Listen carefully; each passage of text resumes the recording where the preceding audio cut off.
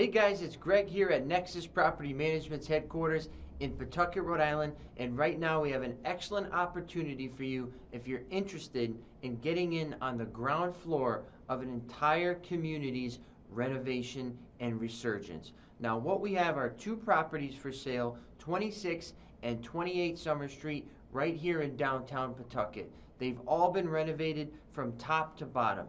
I'm talking about new roofs, granite counters, cabinets, flooring, painting, appliances, you name it, it's been done. So all you got to do is sign on the dotted line and it's a turnkey property.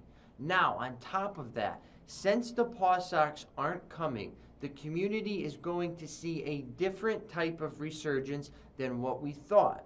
Now, think about Broadway in Providence. Think about Wickenden Street in Providence. These are all hipster, trendy areas that naturally happened and everybody loves them. And that's what we think is going to happen in Pawtucket. So if you want to get in on the action, come and do it, because if you don't, somebody else will. Now think about the Beswick building. Somebody bought that and is renovating it as we speak. And also think about the Times building, also under agreement, going to be renovated. So things are happening. Either you get on the boat or you wave goodbye.